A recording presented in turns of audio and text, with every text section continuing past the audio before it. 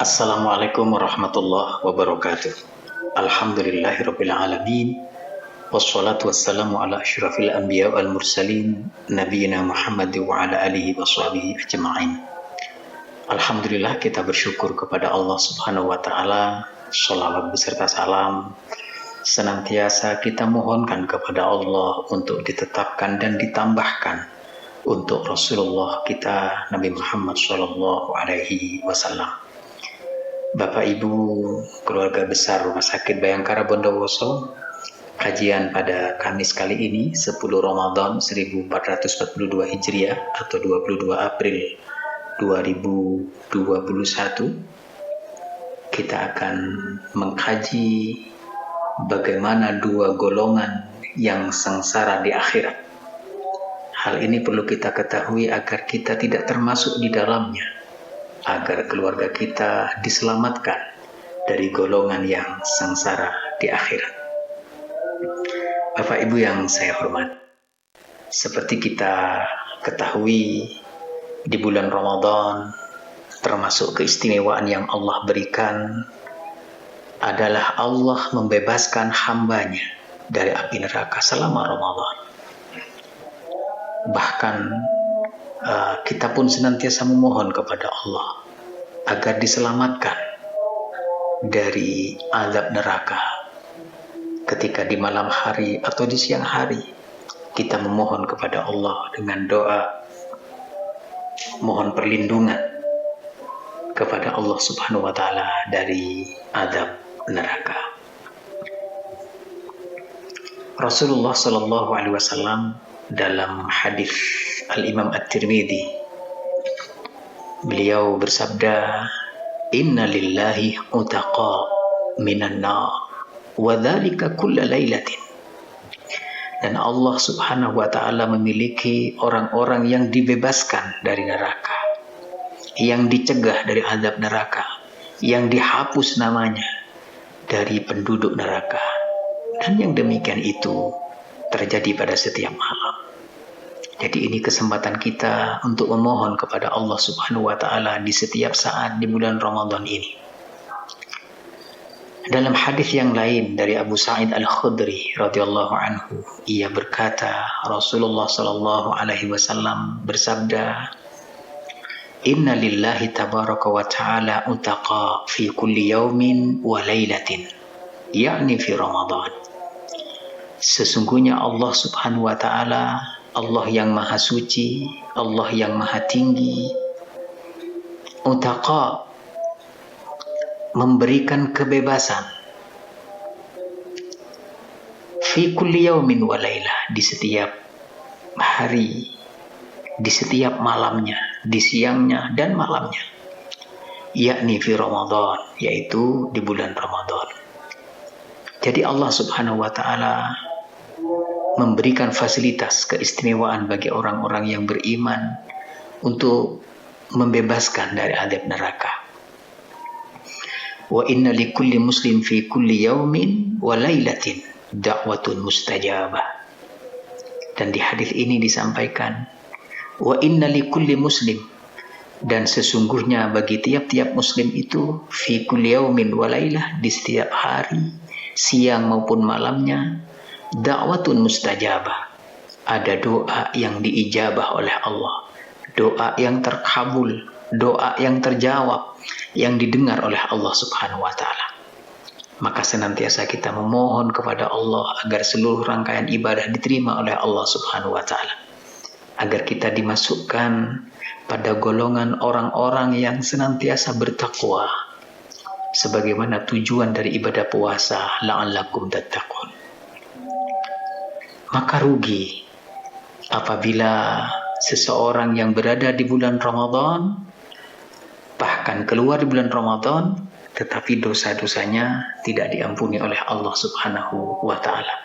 Karena di bulan Ramadan ini Allah telah berikan kesempatan yang sebaik-baiknya di setiap saat. Mudah-mudahan kita bisa memaksimalkan, bisa memanfaatkan waktu itu. Kita beribadah, kita beraktivitas, kita niatkan karena Allah Subhanahu wa taala. termasuk panjenengan semua yang mendapatkan amanah bertugas di Rumah Sakit Bayangkara, ketika menunaikan dengan penuh keikhlasan, bekerja secara profesional, diniatkan karena untuk ta'awun, karena ikhlas karena Allah, maka insya Allah senantiasa akan mendapatkan pahala dari setiap detik, setiap menit, setiap jam ketika kita menunaikan amanah itu. Bapak Ibu rahimani wa rahimakumullah, bagaimana dengan dua golongan manusia yang sengsara di akhirat dan kita berlindung jangan sampai termasuk di dalamnya? Kalau kita berdosa kepada Allah Subhanahu wa Ta'ala, maka segeralah kita beristighfar, segeralah kita mohon ampun, bertaubat dengan taubatan nasuha, dan kita yakin bahwa Allah Subhanahu wa Ta'ala Al-Ghaffar, Allah Maha Pengampun, Allah Al-Ghafur, Allah senantiasa memberikan maghfirah, Ghafirudz dzambi, Allah senantiasa mengampuni segala dosa dari hambanya. Maka yang sering kita dengar, satu dosa kepada manusia yang dibawa sampai mati, itu sungguh lebih menyengsarakan, sungguh berat besok dibandingkan 70 dosa kita kepada Allah Subhanahu wa Ta'ala. Karena kalau dosa kepada Allah, kita dengan mudahnya kita bertaubat, kita mohon ampunannya, kita tunaikan ketaatan-ketaatan, kita tinggalkan kemaksiatan-kemaksiatan, kita berazam, berniat yang kuat bahwa kita ingin senantiasa kembali dan senantiasa taat kepadanya. Walhamdulillah kita selesai urusan kita dengan Allah.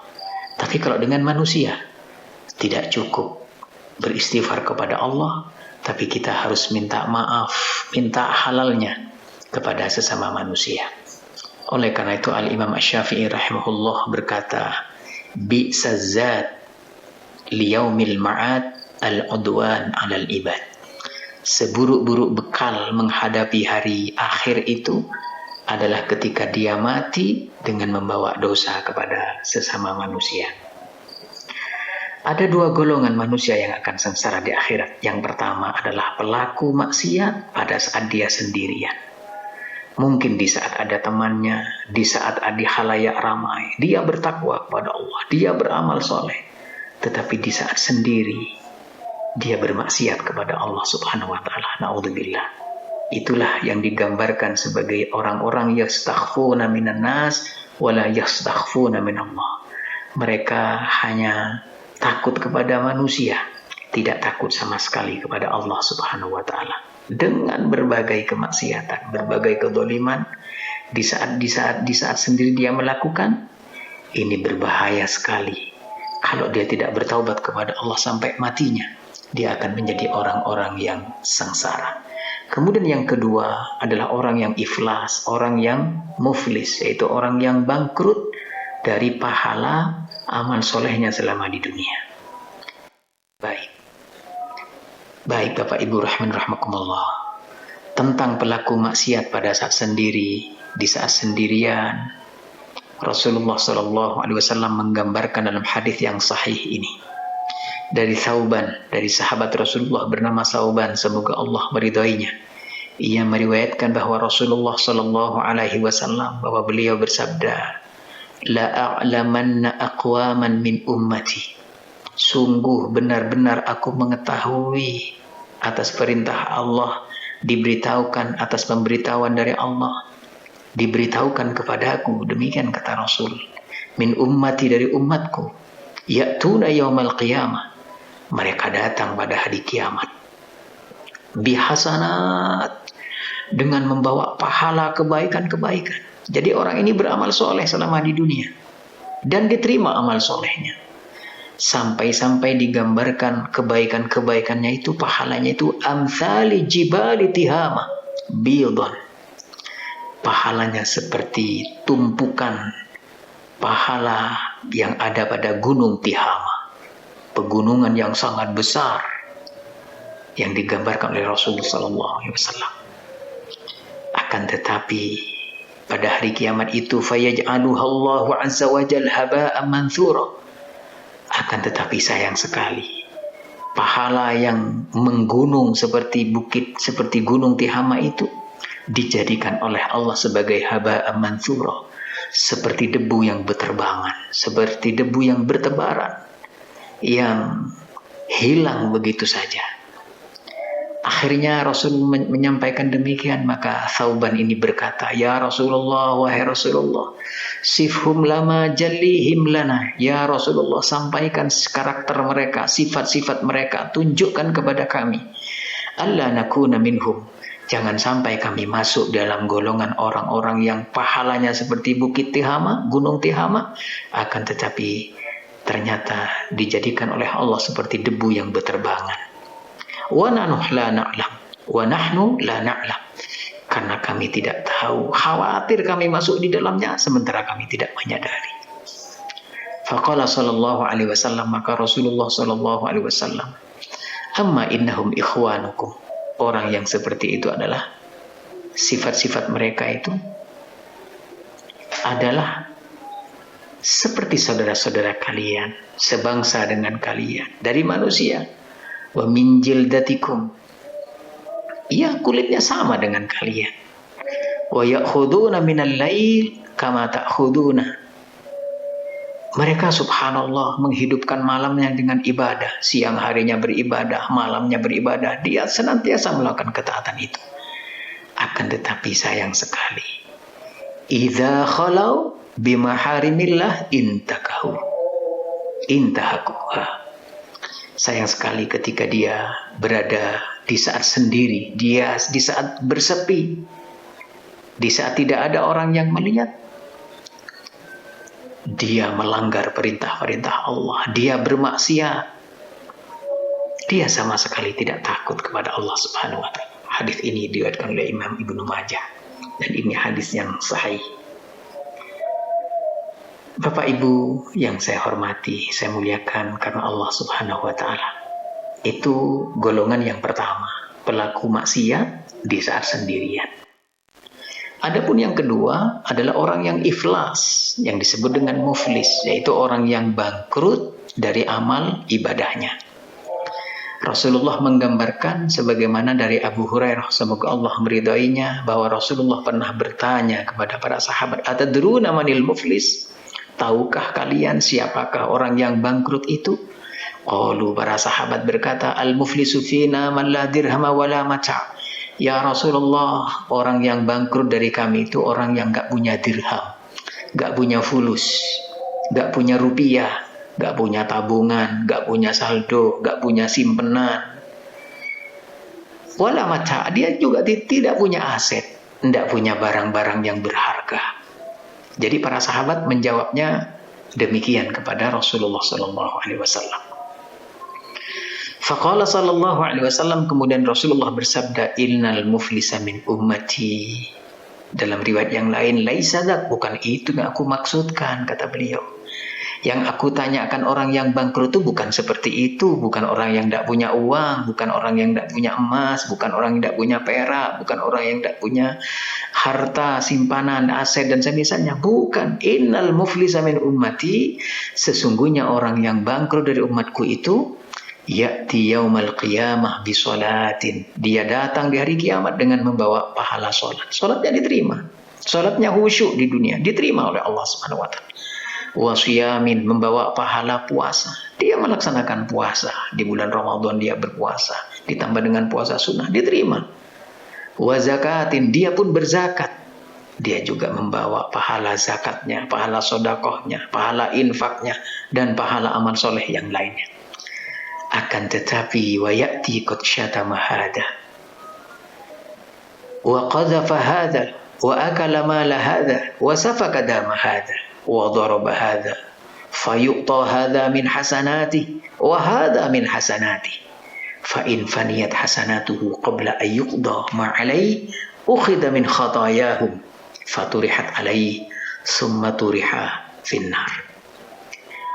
Kata beliau sallallahu alaihi wasallam, orang ini membawa pahala salat, pahala zakat, pahala puasa, tetapi dia juga berbuat dolim kepada sesama manusia, kepada tetangganya, kepada temannya, istri kepada suaminya, suami kepada istrinya, kepada manusia.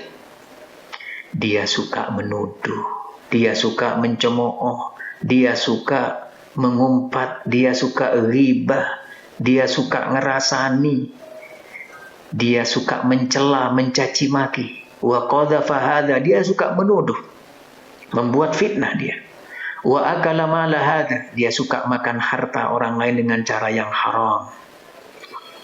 Wa safaka dama hadza, dia menumpahkan darah saudaranya, mungkin dia melukai atau dia sampai membunuh, naudzubillah min dzalik. Wa daraba hadza, dia memukul orang lain itu.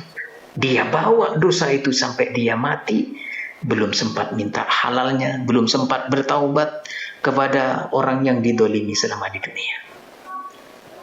Kalau dia pinjam, belum sempat dia mengembalikan. Kalau dia mencuri, dia tidak bertaubat, dia tidak mengembalikan yang dicurinya itu. Kalau dia korupsi, dia tidak mengembalikan tuh, sampai dia bawa mati apa yang dia korupsi itu. Akhirnya hadza, ya, fayu'ta hadza, akhirnya pahala sholatnya, pahala puasanya, pahala zakatnya itu diberikan kepada orang yang didolimi, kepada orang yang dirasani, yang dighibah, yang dituduh, yang difitnah, yang dicaci maki, yang diambil hartanya, yang dibunuh, yang dipukul. Hadza min hasanati, nih kebaikan-kebaikannya. Wa hadza min hasanati, diberikan kepada yang itu, yang satunya, banyak sekali pahala-pahala yang ia bawa itu. Fa in faniyat hasanatu, apabila telah habis tuh pahala kebaikan, pahala sholatnya, pahala puasanya, pahala zakatnya, pahala sodakohnya, pahala infaknya, pahala hajinya, pahala amal solehnya habis, qabla ayyubda ma'alaih, padahal yang didolimi masih banyak tuh, belum bisa semua diberikan kepada orang-orang yang didolimi. Akhirnya ukhidha min khatayahum, orang yang didolimi tadi itu, dosa-dosa orang yang didolimi, yang dipukul, yang dibunuh, yang diambil hartanya, yang ditipu, yang dicuri, yang dicaci maki, dan semisalnya, akhirnya diambil dosa mereka. Faturihat alaih, dilemparkan kepada orang yang bangkrut ini. Summa turiha finnar, akhirnya orang ini pun dilemparkan ke neraka. Billah min dzalik. Jadi Bapak Ibu rahimakumullah, orang yang bangkrut itu di akhirat, yang muflis itu adalah orang yang banyak pahala amal solehnya di dunia, tetapi membawa dosa kepada makhluk selama di dunia. Dia suka mencaci maki, suka mengumpat, suka ghibah, suka mengadu domba, suka meso kalau bahasa Maduranya itu. Suka memfitnah, memakan harta dengan cara yang zalim, memakan riba, mencuri, korupsi, ngakal-ngakali, dan semisalnya itu termasuk di dalamnya. Menumpahkan darah orang, yaitu melukai atau membunuh, memukul. Mudah-mudahan kita terlindung kepada Allah berlindung kepada Allah Subhanahu wa taala, terlindung dari dua hal golongan ini yang akan membuat bangkrut. Kalau di dunia masih banyak cara kita kembali bangkit dari kebangkrutan seseorang itu. Tapi kalau di akhirat, bangkrut yang dimaksudkan di sini adalah bangkrut pahala. Di situ dia tidak bisa beramal lagi. Kita berlindung kepada Allah. Semoga Allah melindungi kita dan kita satu saat ketika menghadap Allah tidak lagi membawa dosa kepada sesama manusia. Semoga Allah Subhanahu wa taala menerima seluruh amal ibadah kita. Ibadah sholat kita, ibadah tarawih kita, sedekah kita, tadarus kita, dan semua amal soleh yang kita lakukan. Subhanakallah wa bihamdik, asyhadu an la ilaha illa anta, astaghfiruka wa atubu ilaik. Assalamualaikum warahmatullahi wabarakatuh.